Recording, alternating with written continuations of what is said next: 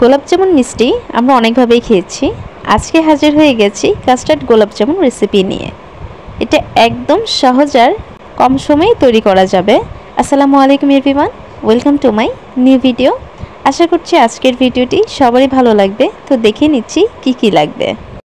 প্রথমে আমি লিকুইডের মিশ্রণটা তৈরি করে নিচ্ছি। এর জন্য লাগছে 2টো ডিম। অবশ্যই কিন্তু ডিমটা রুম টেম্পারেচারেই থাকতে হবে। আপনারা যখন তৈরি করবেন তখন যদি ডিমগুলো ফ্রিজে থাকে অবশ্যই কিছুক্ষণ আগে বের করে রাখলেই হয়ে যাবে। এখন দিয়ে দিচ্ছি 2 চা চামচ আইসিং সুগার। আপনারা রেডিমেডটাও ইউজ করতে পারেন, নয়তো বা চিনিটাকে হালকা ব্লেন্ড করেও নিয়ে নিতে পারবেন।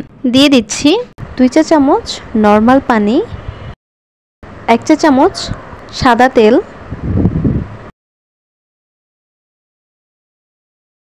এগুলোকে একটু ভালো করে মিশিয়ে নিচ্ছি। ডিমটা ভালোভাবে ফেটে নিচ্ছি আর ফাটানো হয়ে গেলে রেখে দিচ্ছি একটা সাইডে। এখন দিয়ে দিচ্ছি 1 কাপ গুঁড়া দুধ, 1/2 কাপ ময়দা আর কাস্টার্ড গোলাপ জামুনের জন্য দিয়ে দিচ্ছি 1 চা চামচ কাস্টার্ড পাউডার আর 1/2 চা চামচ বেকিং পাউডার। এখানে কিন্তু অবশ্যই বেকিং পাউডারটাই ব্যবহার করতে হবে। অনেকেই বলবেন বেকিং সোডা ব্যবহার করা যাবে কি না। না, বেকিং সোডাটা ব্যবহার করা যাবে না, অবশ্যই বেকিং পাউডারটাই ব্যবহার করতে হবে। এখন এগুলোকে একটু ভালো করে মিশিয়ে নিচ্ছি যেন সবগুলো একসাথে ভালোভাবে মিশে যায়। এরপর দিয়ে দিচ্ছি ডিমের যে মিশ্রণটা তৈরি করেছি সেটা, আর অল্প অল্প করে মিশিয়ে নিতে হবে, কেননা পুরোটা নাও লাগতে পারে। এর জন্য অবশ্যই অল্প অল্প করে মিশিয়ে নিতে হবে। অনেক সময় দেখা যায় ডিমের সাইজটা ছোট বা বড় হয়ে থাকে, তো ডিমের সাইজটা ছোট হয়ে গেলে পুরোটা লাগতে পারে, আর যদি বেশি বড় হয়ে যায় তাহলে কিছুটা থেকে যেতে পারে। তো এর জন্যই আমি অল্প অল্প করে মিশিয়ে নিচ্ছি।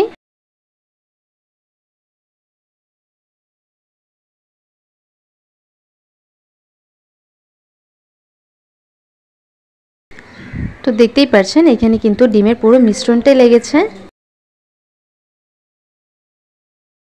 এখন সবগুলো মাখানো হয়ে গেলে এখানে দিয়ে দিচ্ছি 1 চা চামচ ঘি, আর ঘিটা দিয়েও আবারও ভালোভাবে মেখে রেস্টে রেখে দেব কিছুক্ষণের জন্য।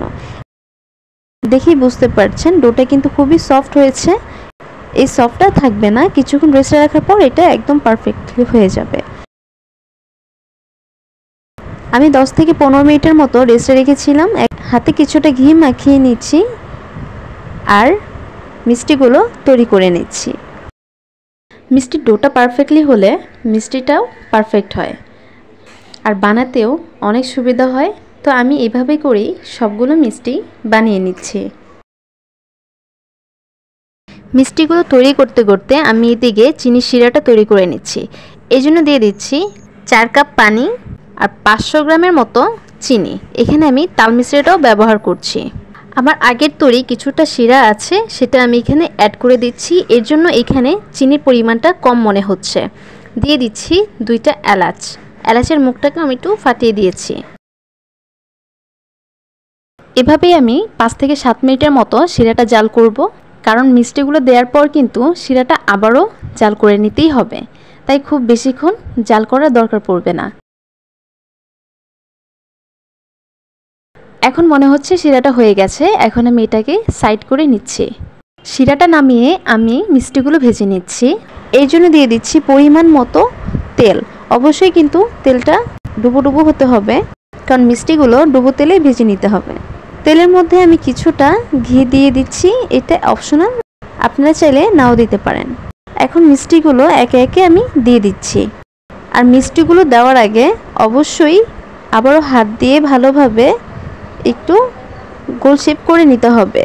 আর মিষ্টিগুলো কিন্তু অবশ্যই তেলটা যখন হালকা গরম হবে তখনই দিতে হবে, খুব বেশি গরম অবস্থায় মিষ্টিগুলো দেওয়া যাবে না। চুলার আঁচটা এখন মিডিয়াম টু লোতে রেখেই ভেজে নিতে হবে, কোনোভাবে মিডিয়াম টু হাই করা যাবে না। অলরেডি মিষ্টিগুলো কিন্তু ফুলতে শুরু করেছে, দেখতেই পাচ্ছেন আশা করি। এভাবেই আমি সুন্দর একটা কালার আসা পর্যন্ত ভেজে নিচ্ছি। সুন্দর একটা কালার চলে আসছে, আর বেশিক্ষণ ভাজবো না। আমি এখন এটাকে নামিয়ে শিরাতে দিয়ে দিচ্ছি। মিষ্টিগুলো কিন্তু গরম অবস্থাতেই শিরাতে দিয়ে দিতে হবে। আমি যা যা ব্যবহার করেছি প্রত্যেকটা জিনিসের পরিমাপ ডেসক্রিপশন বক্সে লিখে দিচ্ছি, আপনারা চাইলে সেখান থেকেও দেখে নিতে পারেন। সবগুলো মিষ্টি মোটামুটি দেয়া শেষ। এখন আমি এটাকে ঢেকে দিচ্ছি। আমি কিন্তু এর মধ্যে আর ঢাকনাটা খুলব না, একটু নেড়ে চেড়ে ঢাকনাটা দিয়ে দিচ্ছি। আর যেভাবে আমি দেখাচ্ছি ঠিক এভাবে করেই করতে হবে, এতে করে শিরাটা মিষ্টির মধ্যে ঢুকে যাবে। কোনোভাবেই কিন্তু খোলা যাবে না, তাহলে মিষ্টিগুলো চুপসে যেতে পারে। দেখতেই পাচ্ছেন আমি ঠিক কিভাবে করে নিচ্ছি, এইভাবেই করে নিলেই হয়ে যাবে। আশা করি আমার ভিডিওগুলো আপনাদের খুব ভালো লাগে, আর আমার চ্যানেলটি কিন্তু অবশ্যই সাবস্ক্রাইব করে পাশে থাকবেন। মিষ্টিগুলো 10 থেকে 12 মিনিটের মতো এভাবেই জাল করে নিতে হবে। এরপর নামিয়ে নিচ্ছি। এখন আমি এভাবেই রেখে দিচ্ছি 6 থেকে 7 ঘন্টার মতো। আপনারা চাইলে সারা রাতের জন্য রেখে দিতে পারেন, এতে করে বেশি ভালো হবে। এই যে আমি সারা রাত রেখেছিলাম, পরের দিন আমি সার্ভ করে দেখালাম। বিশ্বাস করেন আপনারা বাসায় না তৈরি করলে বুঝতেই পারবেন না মিষ্টিটা ঠিক কতটা সুস্বাদু হয়েছে। আশা করছি আমার ভিডিওটি সবারই ভালো লেগেছে, আর ভিডিওটি ভালো লাগলে আমার চ্যানেলটি অবশ্যই সাবস্ক্রাইব করে দিবেন। আবারও নতুন রেসিপি নিয়ে হাজির হয়ে যাব। সবাই ভালো থাকবেন। আল্লাহ হাফেজ।